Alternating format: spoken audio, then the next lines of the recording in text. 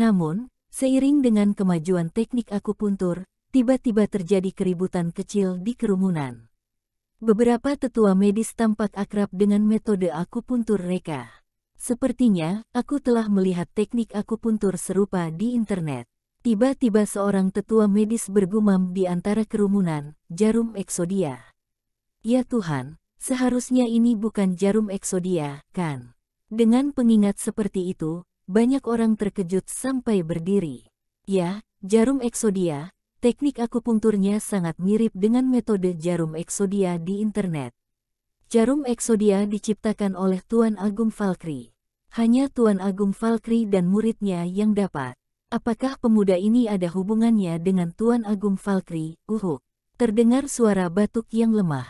Wow, semua tetua medis berdiri dalam kelompok, tercengang. Ayah George terbatuk. Dia telah bangun. Pemuda ini benar-benar melakukan keajaiban. Dia telah membangunkan pasien koma. Tidak, keajaiban tidak bisa menggambarkan pemandangan yang mengejutkan ini. Pengobatan tradisional, menang. Mata Siko dipenuhi dengan kegembiraan dan air mata. Pengobatan tradisional telah kembali sesuai dengan harapan, leluhur memberkati. Katie menelan air liur dan berkata, hati yang penuh sukacita. Sukacita karena Reka berhasil mengalahkan pengobatan modern. Kalau tidak, George akan membuat kekacauan dan dia akan menjadi pendosa pengobatan tradisional. Bagaimanapun, dia yang membawa George ke sini. Di atas tandu, ayah George perlahan membuka matanya, memutar lehernya, melihat ke kedua sisi dan berkata dengan lemah, aku, di hotline. Reka melepas sarung tangan putih dan membuangnya ke tempat sampah. George, bawakan segelas air untuk ayahmu. George tidak bergerak. Sejak awal dia telah membisu. Ayah telah sadar. Apakah itu dibangunkan oleh sihir? Pengobatan tradisional akhirnya dapat melakukan hal yang tidak dapat dilakukan oleh pengobatan modern. Mustahil, ini benar-benar mustahil. Bagaimana mungkin sihir bisa mengalahkan pengobatan modern? Kesabaran Reka telah hilang. George, bawakan segelas air untuk ayahmu. Dia sekarang sangat lemah dan membutuhkan segelas air untuk membangunkan seluruh sistem sarafnya. George kembali sadar dan dengan cepat mengambil sebotol air mineral dari meja. Reka menghentikannya dan berkata, sekarang memberinya air es akan membunuhnya. Bawakan cold water untuknya. Medical material mengandung cold water bisa menghilangkan haus dan mengembalikan tenaga. Cold water. Apa itu? George tampak tercengang. Katie berkata, cold water adalah minuman sehat kami yang paling umum di hotline. Siko buru-buru berteriak, biarkan aku mengambilnya. Dia bergegas ke ruang istirahat dan menuangkan secangkir cold water. Dia benar-benar ingin berpartisipasi dalam keajaiban ini, bahkan jika itu hanya menuangkan segelas air. Siko dengan sendiri memberi ayah George minum segelas cold water. Raut wajahnya berangsur baik, dia menjadi lebih energik, dan bahkan dengan perlahan dia duduk. Ada apa denganku? George bergegas berkata dengan penuh semangat, ayah, kamu sudah sadar, baguslah. Ayah George dengan curiga berkata, George, mengapa kamu sudah tumbuh sebesar ini? Tunggu, sudah berapa lama aku koma?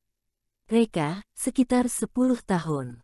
10 tahun. Ayah George tertegun sejenak, lalu mengikuti arah suara yang didengar. Ketika dia melihat Reka, jantungnya melonjak hebat. Pemuda ini terlihat tidak asing, sepertinya aku pernah melihatnya. Ada perasaan takut secara tidak sadar di hatinya, dia merasa Reka seperti pernah menindasnya. Aneh, kenapa aku merasa seperti ini? Reka melanjutkan, sebenarnya, dari sudut pandang medis, kamu tidaklah koma. Titik akupoin diblokir oleh akupuntur pengobatan tradisional, dalam pengobatan modern ini disebut saraf, dan dengan begitu kamu telah memasuki keadaan mati serf. Dengan kata lain, tetua medis itu bukan mengalami kecelakaan medis, tetapi melakukannya dengan sengaja. Kamu pasti telah melakukan sebuah kesalahan sehingga membuat tetua medis itu balas dendam padamu. Ayah George tiba-tiba memikirkan sesuatu dan dia merasa bersalah. Tidak. Baem. Pada saat ini, pintu aula tiba-tiba terbuka, dan sekelompok tentara bergegas masuk untuk mengepung ayah George. Pemimpinnya adalah Lone Wolf. Lone Wolf memegang surat perintah penangkapan di tangannya dan menunjukkannya kepada semua orang. Jimmy, kamu tertangkap. 10 tahun yang lalu, kamu mencuri rahasia hotline milikku, kemudian melarikan diri ke Amerika dan bebas dari hukum pidana hotline. Untuk memblokir rahasia, aku mengirim agen ke hotline untuk memblokir saraf kamu dan membuatmu mati suri. Sekarang, kamu tiba di hotline, terimalah hukuman. Barang siapa yang melanggar hotline-ku akan dikenai hukuman, bahkan jika mereka jauh. Tangkap mereka untukku. Para prajurit bergegas maju, mengikat Jimmy untuk membawanya pergi. Jimmy putus asa, dan dia tidak menyangka dirinya yang baru sadar akan ditangkap lagi. Dia berteriak dengan rasa tidak bersalah, tapi tidak ada yang mempedulikannya. Ketika dia berjalan ke pintu, Jimmy teringat sesuatu dan menatap mereka dengan tatapan yang mengerikan. Pada saat ini, akhirnya dia mengerti mengapa pria ini tampak familiar. Tuan Agung Valkyrie, dia adalah Tuan Agung Valkyrie yang kejam.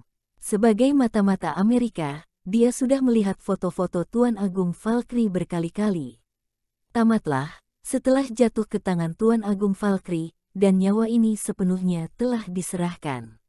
Lone Wolf melirik seluruh aula dengan tatapan kejam dan berkata, aku tahu betul bahwa ada banyak orang asing yang menghadiri pertemuan itu. Beberapa dari mereka datang dengan tujuan khusus. Aku ingin memberitahu orang-orang itu lagi, yang terbaik adalah menjadi bijak, jangan menambah kekacauan, jika tidak, nasib Jimmy kalian akan berakhir. Dia mengambil langkah dan pergi.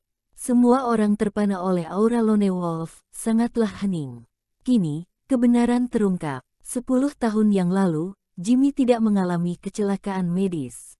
Melainkan dokter terkenal di hotline dengan sengaja menggunakan akupuntur untuk memblokir titik akupoinnya. Segalanya berubah begitu cepat sehingga orang-orang tidak dapat menduganya. Mereka menatap George dengan tatapan tegas. George, aku harap ucapanmu dapat dipercaya dan meminta maaf secara terbuka selama 3 hari. Kalau tidak, aku hotline tidak akan mengampunimu. George tidak berani untuk menetap di sana dan berjalan keluar dengan putus asa. Gagal, sepenuhnya gagal. Bahkan dia juga telah menjerumuskan ayahnya. Dia tidak bisa membayangkan banyak masalah yang akan terjadi begitu dia mempublikasikan permintaan maafnya di majalah internasional, dengan mengaku pengobatan modern lebih rendah daripada pengobatan tradisional. Pasti dia akan menjadi musuh publik pengobatan modern. Mungkin guru akan membunuhnya. Tanpa disadari dia telah berjalan keluar dari venue. Melihat ke depan, tatapan matanya kabur. Setelah ini, tidak tahu harus pergi kemana lagi. Kimi bersama ibunya, menunggu di alun-alun, kemudian bergegas ke arah George. Mereka berdua bertanya-tanya, mengapa dokter dewa itu keluar sendiri dan bagaimana dengan yang lain. Mereka tidak tahu apa yang terjadi di aula. Kimi berkata dengan sopan, Dokter Dewa, akhirnya dia menemukanmu. George tersenyum kecut. Dokter Dewa, dia bahkan tidak lebih baik dari seorang tetua medis. Bagaimana mungkin dia bisa menyandang gelar Dokter Dewa? Astina berkata, Dokter Dewa, apakah Dokter Dewa telah memberitahumu tentang situasi kami? George bertanya-tanya, mengatakan apa kepadaku? Astina berkata, begini, di klinik medis kami ada pasien yang membutuhkan bantuanmu dan Dokter Dewa untuk meningkatkan kualitas klinik medis kami. Aku juga berharap Dokter Dewa bisa membantu mewujudkannya. George tersadar. Dia tahu sebenarnya, Katie ingin memperkenalkan mereka kepada Astina dan ayahnya untuk menyelamatkan seorang pasien di medical center mereka. Tapi entah bagaimana, ibu dan anak Astina secara keliru menganggap diri mereka sebagai orang yang diperkenalkan Katie kepada Dokter Dewa. Dia secara naluriah ingin menolak, tetapi ketika dia ingin menyampaikannya secara langsung, dia kembali menahannya. Sebuah rencana muncul di benaknya. Dia langsung setuju, tidak masalah. Sekarang mal kita pergi ke medical center. Astina sangat senang, oke. Tapi kita tidak perlu menunggu Katie lagi, kan? George berkata, entah kapan dia keluar, jadi kita tidak akan menunggunya lagi. Bercanda, apakah ketika Katie keluar, apakah rencana ini akan dirahasiakan? Astina dan ibunya sangat mempercayai George, kemudian mereka pergi bersama. Dalam perjalanan, George menelepon salah satu teman reporternya dan memintanya pergi ke medical center untuk menindaklanjut dan melaporkan masalah tersebut. Dengan statusnya sebagai ahli pengobatan modern, dia bertekad akan menyembuhkan pasien di medical center, dan kemudian mempublikasikan masalah tersebut. Dia juga telah menyiapkan judul beritanya, "Pengobatan tradisional tidak berguna, pengobatan tradisional tidak mampu untuk menyembuhkan penyakit ini, tetapi pengobatan modern dapat melakukannya." Aku percaya begitu berita ini dirilis, itu pasti akan menimbulkan sensasi dan membanjiri pernyataan permintaan maafnya. Kurang ibih berita itu dapat menyelamatkan reputasi pengobatan modern. Di dalam venue, mereka dikelilingi seluruh orang, baik yang memuji atau berterima kasih padanya. Hari ini, mereka melakukan keajaiban. Dia tidak hanya melestarikan pengobatan tradisional, dia juga mengalahkan pengobatan modern. Dia adalah pahlawan yang layak. Siko berinisiatif melemparkan ranting zaitun ke Reka. Pemuda ini sangat muda dan dia sangat ahli dalam pengobatan. Aku mengaguminya.